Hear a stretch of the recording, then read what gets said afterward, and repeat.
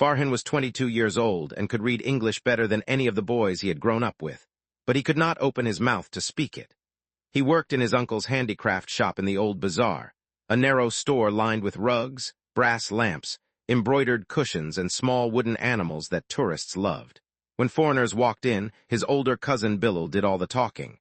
Farhan stayed near the register, or arranged shelves, or pretended to check inventory. Bilal would laugh and joke with the tourists in easy English. Farhan would smile and say nothing. He had studied English for 12 years in school. He had passed every exam. He owned 3 grammar books and a dictionary his father had given him for his 16th birthday. He watched English films with subtitles and understood most of them. But when a foreign voice spoke to him directly, his mind emptied like a bucket with a hole in it, and he stood there translating every word twice in his head before he could form a reply that always came too late. The change began on a Tuesday, which is the way most important things begin. A young British woman came into the shop alone. She was studying photography, she told Bilal, and she was interested in the small wooden birds on the top shelf. Bilal was already busy with a French couple. He waved at Farhan to help her. Farhan felt his ears grow hot. She turned to him, smiled, and asked him about the birds. He opened his mouth. He closed it. He translated her sentence in his head into Urdu. He composed a good answer in Urdu. He tried to translate his good Urdu answer back into good English. In the time it took him to do all of this, she was already looking at the birds herself. He finally managed to say, "Hello." She smiled kindly and said, "Hello." Then she asked gently whether he spoke English. He nodded, which was also a small lie, and she asked him the price of one of the birds. He said 500, which was the truth. She thanked him and left with the bird in a small paper bag. That was the first English conversation of his life.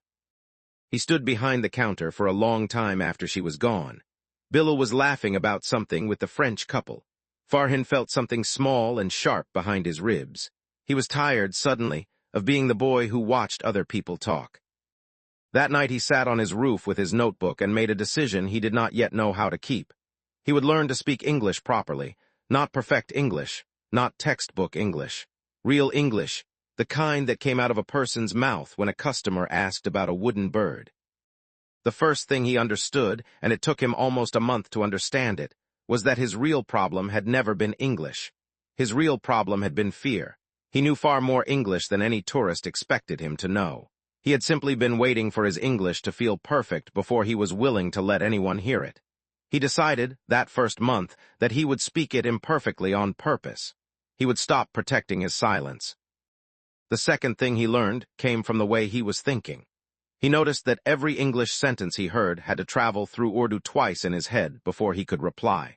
It was like trying to answer a phone call by first translating it into a letter and then translating the letter back into a phone call.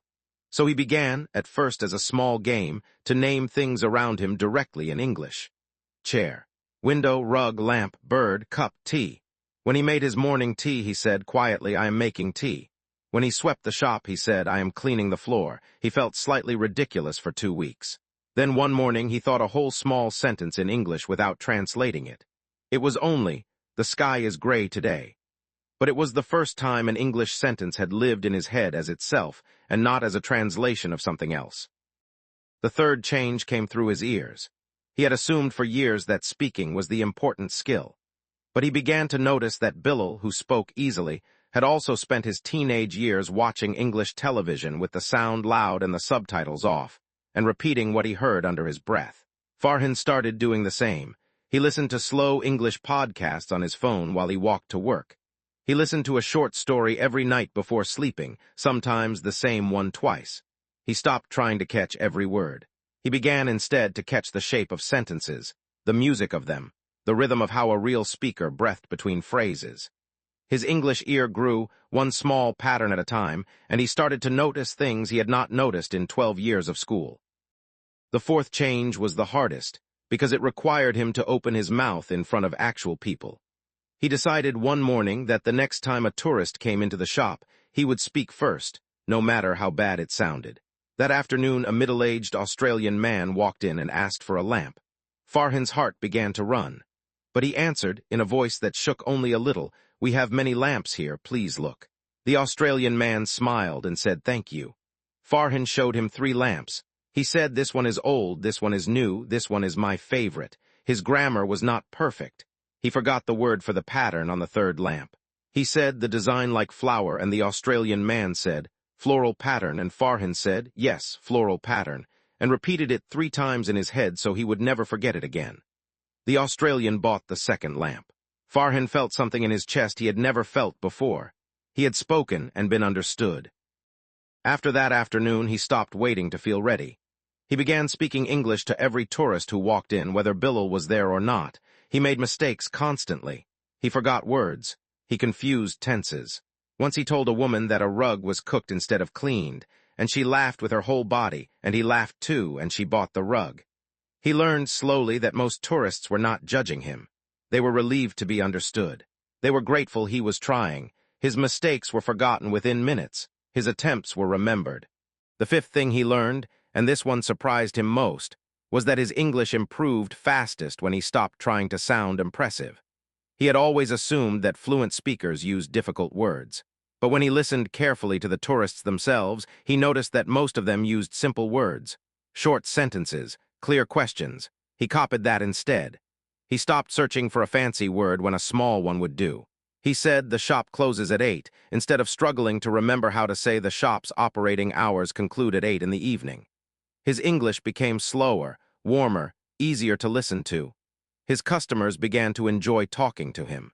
Bilal, who had once done all the talking, sometimes now waved a tourist toward him without needing to. The sixth change was the quietest and, in the end, the most important. He built a small daily habit. Every morning before opening the shop, he read 1 page of an English book aloud, slowly and clearly. Every evening, on the walk home, he described his day out loud in English under his breath. Every Sunday, he recorded himself speaking for 2 minutes and saved the recording on his phone. He did not go back and listen to the old recordings for 6 months. Then one Sunday he listened to the very first one, and he did not recognize the frightened boy on it. That boy had been him only 6 months earlier. He sat on his roof and understood for the first time that he had actually changed. Not because of a single lesson, because he had shown up every day in small ways for 180 small days. A year after the young British woman had bought the wooden bird, another young British traveler came into the shop, this one a boy of about 17, quiet and nervous, traveling with his parents. He was interested in a small carved elephant. Farhan spoke to him easily now. He asked where the boy was from and how long he had been traveling and what his favorite place in the country had been so far. The boy answered slowly at first, then more warmly. His parents joined them. They bought the elephant and a rug and a lamp. Before they left, the boy's mother said, quietly, "Your English is lovely." Farhan felt his ears grow warm again, but this time for a different reason. Later that year, his uncle asked him to help a younger boy from the same street, a 14-year-old cousin's cousin who wanted to learn English but was too shy to speak in class. Farhan brought the boy to the shop on Sunday afternoons. He did not lecture. He remembered how much lecturing he had received in 12 years of school and how little it had helped. He only said a few things, slowly, one at a time, on different afternoons. Do not wait to be perfect. You will wait forever. Stop translating in your head. Name the world around you in English, even the small things. Fill your ears with English before you try to fill your mouth with it. Speak before you feel ready. You will never feel ready. Ready is something that comes after speaking, not before it. Use small words. They are stronger than big ones. A short sentence that a stranger understands is worth more than a long sentence you cannot finish. And practice a little every day. 20 minutes is enough if you do it for a year. The boy listened. Some Sundays he stayed silent. Some Sundays he tried and made mistakes. Once he laughed at himself, which Farhan considered a small kind of miracle. On the boy's 10th Sunday, he greeted a tourist at the door of the shop in English, in a voice that shook only a little, and asked her, "May I help you?" Farhan watched from behind the counter. He thought of the frightened boy on his first Sunday recording. He thought of the young British woman with the wooden bird. He thought of how one small hello, spoken imperfectly on a Tuesday, had eventually